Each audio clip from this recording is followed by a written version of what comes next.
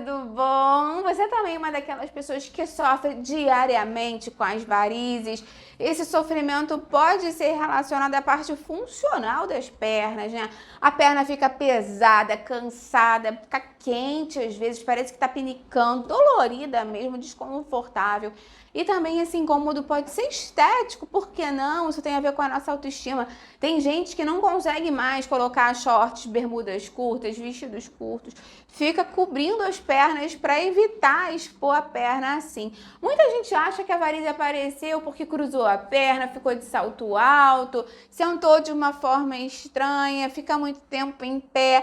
Mas se eu te dissesse que nenhum desses erros costuma ser o principal no aparecimento das varizes, que na verdade existe um erro muito mais importante, um erro que milhões de pessoas cometem todos os dias sem perceber e que vai piorar a sua varize. Eu vou te explicar como melhorar isso aqui nesse vídeo. Fica até o final que você não vai querer perder. Antes de começar, quero te perguntar se você tem varize, como é a sua varize? São aquelas veias mais fininhas, arroxeadas, ela já é uma veia mais grossa, protuberante?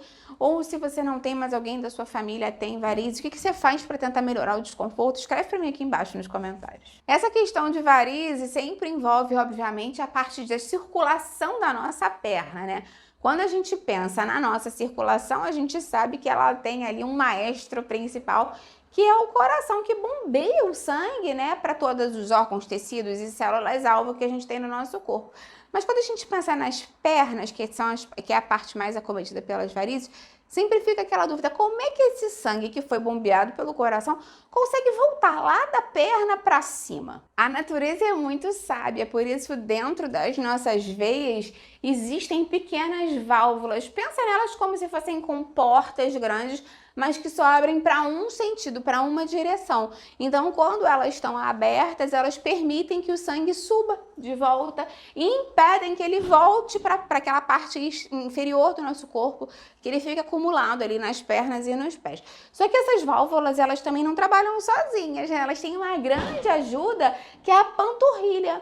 Talvez você nunca tenha ouvido falar, mas muitas pessoas da área da saúde chamam a panturrilha do nosso segundo coração, e tem um motivo muito simples, que cada vez que você caminha, sobe uma escada, fica na ponta do pé e desce, esses músculos da panturrilha se contraem. E quando eles fazem isso, eles apertam essas veias mais profundas da nossa perna, e aí o sangue é empurrado para cima, né, de uma forma complementar. E as válvulas que estão dentro da perna impedem que o sangue desça de novo. E a circulação dessa forma continua funcionando.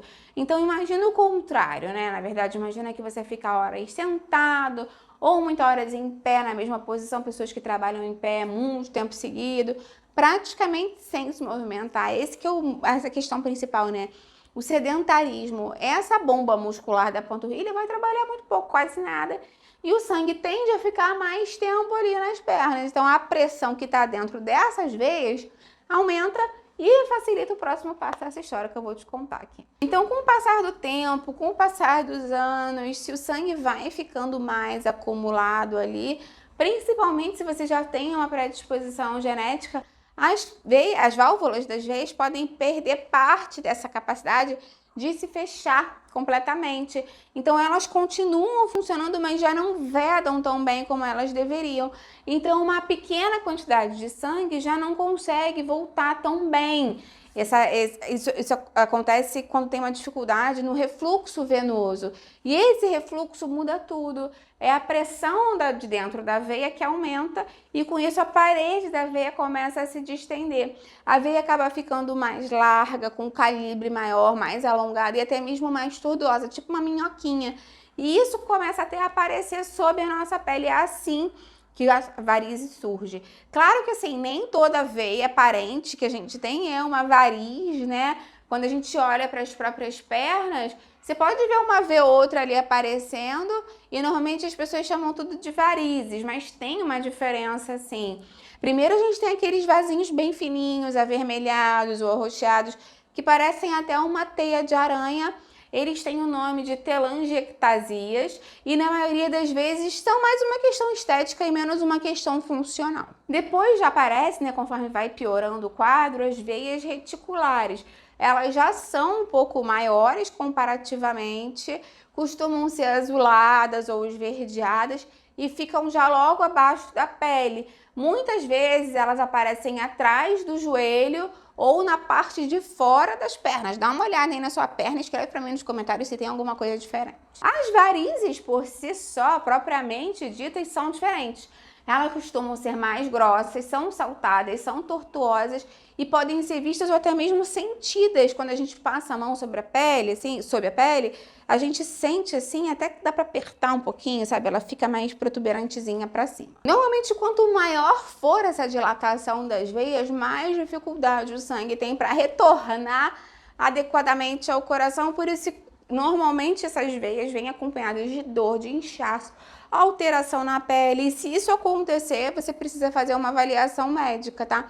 O problema é que muitas vezes, para a maioria das pessoas, tem alguns sinais que aparecem antes mesmo dessas veias maiores aparecerem e vale a pena você prestar atenção. Para muitas pessoas, os primeiros sinais podem ser as pernas pesadas, como se você estivesse carregando um peso extra, né? Claro que fica mais sangue retido ali, mais líquido. Inchaço nos tornozelos, o sapato mais apertado no fim do dia do que normalmente pela manhã quando você vai calçar. E algumas pessoas descrevem também uma sensação de queimação nas pernas, latejamento, como se estivesse pulsando, coceira. E tem pessoas que relatam câimbras durante a noite. Então, né, é muito importante que você preste atenção nos sinais que o seu corpo dá, além dos sinais visuais do que você está sentindo. Então, vamos falar exatamente o que você pode fazer para ajudar o seu corpo a lidar melhor e melhorar essa questão das varizes, do peso das pernas e como a alimentação pode te ajudar, né? Com certeza tem muita coisa que você pode fazer. Primeira coisa tem a ver com controlar o peso corporal. Muitas pessoas que têm varizes estão acima do peso. E quanto maior o excesso de gordura, principalmente nessa região aqui abdominal, mais pressão a gente tem nas veias das pernas. Então, perder peso vai fazer com que você diminua essa sobrecarga mecânica e alivia muito os sintomas, principalmente os sintomas físicos de peso na perna, dor nas pernas em muitas pessoas. Se você quer ajuda para emagrecer, lembra de dar uma olhada nos links que eu vou deixar aqui embaixo na descrição dos meus desafios de 10 dias. Eu tenho um para te ajudar a emagrecer com saúde, um para te ajudar a controlar o açúcar do sangue e um para te ajudar a diminuir a inflamação. Todos eles são de 10 dias e você recebe dicas diárias, receitas e em 10 dias a gente fica bem motivado. Depois, claro que você pode continuar acessando. Então, você vai amar com certeza, dá uma olhada no link aqui embaixo na descrição. Segunda coisa tem a ver com a retenção de líquidos, porque a gente sabe que o excesso de sódio, de ultraprocessados, faz com que a gente tenha uma maior retenção de líquidos no nosso corpo.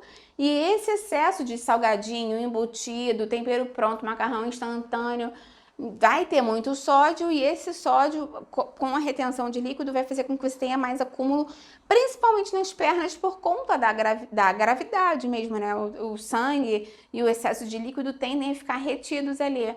Então, você eliminar os ultraprocessados, embutidos, alimentos riquíssimos em sódio e focar mais, por outro lado, em alimentos ricos em potássio, como abacate, água de coco, sementes, vai ajudar você, inclusive, focar muito na hidratação, porque quanto mais hidratado o nosso corpo tá, mais a gente elimina o excesso de líquido, né? Isso é muito louco, parece o oposto, mas é assim que funciona. Ainda tem uma questão que poucas pessoas falam, que tem a ver com o intestino, a saúde intestinal. Isso é muito importante, porque quando a pessoa sofre com pressão de ventre, ela faz muita força para evacuar, né? Fica sentada lá no vaso sanitário, muito tempo fazendo força, e essa força aumenta a pressão dentro do abdômen, e quanto maior essa pressão, mais difícil fica do sangue voltar das pernas para o coração.